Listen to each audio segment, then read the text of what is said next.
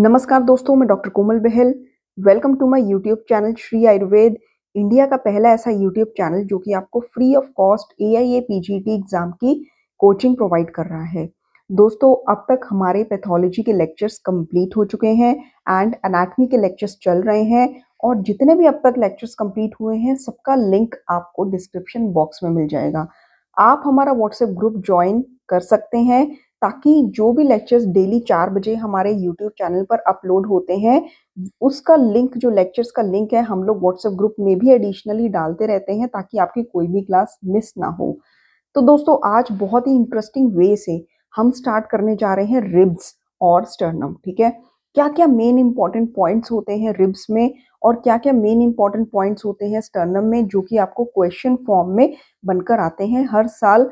किसी ना किसी फॉर्म में एमसीक्यू आता ही है। तो चलिए उन पॉइंट्स पर फोकस करते हैं और बहुत ही इजी वे में मैं आपको आज इसी लेक्चर में रिब्स और स्टर्नम के बारे में याद भी करवाऊंगी। ठीक है, तो चलिए स्टार्ट करते हैं। सबसे पहला जो रिब्स है, ठीक है, इसका रिब्स के केस में आपने मेनली नंबर्स याद करने हैं। ठीक है, जैसे कि number of pairs of rib कितने होते हैं, तो 12 पेयर्स होते हैं।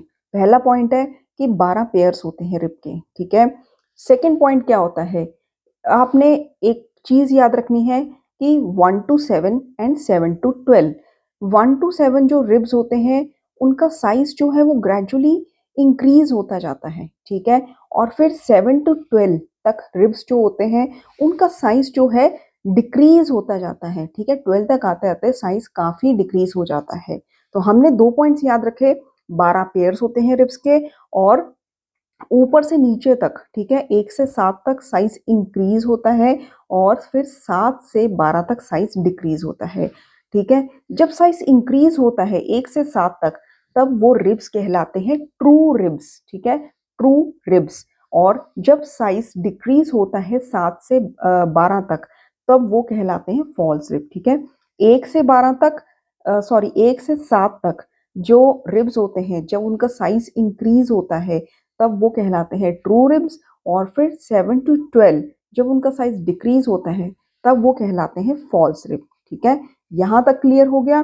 नेक्स्ट है कि फ्लोटिंग रिब, ये क्वेश्चन आया हुआ है कई बार एमसीक्यू की फॉर्म में। ठीक है, तो फ्लोटिंग रिब जो होते हैं वो कौन कौन से होते हैं, तो 11वां और 12वां रिब जो होता है वो होता है फ्लोटिंग रिब। ठीक है, और इसके अलावा है टिपिकल रिब कौन सा होता है, 3 से 9 तक जो रिब्स होते हैं वो होते हैं टिपिकल रिब्स। तो 12 पेयर्स होते हैं, 1 से 7 तक साइज इंक्रीज होता है, 7 से 12 तक साइज डिक्रीज होता है। जब साइज इंक्रीज होता है उसको बोलते हैं ट्रू रिब्स, जब साइज डिक्रीज होता है उसको बोलते हैं फॉल्स रिब। और 11वां और 12वां रिब आपका होता है फ्लोटिंग रिब। एंड देन 3 से 9 तक जो रिब्स होते हैं वो होते हैं टिपिकल रिब। ठीक है, तो ये हमारा जो है सारे पॉइंट्स रिब्स के कवर हो गए। इसके बाद मैं आपको समझाती हूँ स्टर्नम के बारे में। तो दोस्तों, जैसा कि आप देख रहे हैं कि जो रेड कलर का पोर्शन है, ठीक है, रेड कलर की जो बोन है स्केलेटन में, ये है स्टर्नम। मतलब कि इस बोन को हम ब्रेस्ट बोन भी कहते हैं। ये दोनों रिब्स के बीच में, ठीक है, दोनों क्लेविकल के बीच में आप कह सकते हैं ये बोन लोकेटेड होती है। इसके बाद हम पढ़ते हैं इसके 3 पार्ट्स। ठीक है, तो जैसा कि आप देख सकते हैं कि इसके जो 3 पार्ट्स हैं, ठीक है, 3 पार्ट्स कौन से हैं, मेन्यूब्रियम, बॉडी और जिफॉइड प्रोसेस। सबसे ऊपर जो अपर पार्ट है that is called manubrium, middle part है that is called body and lower part is called xiphoid process. और इसको हम जिफी स्टर्नम भी बोलते हैं, जिफी स्टर्नम।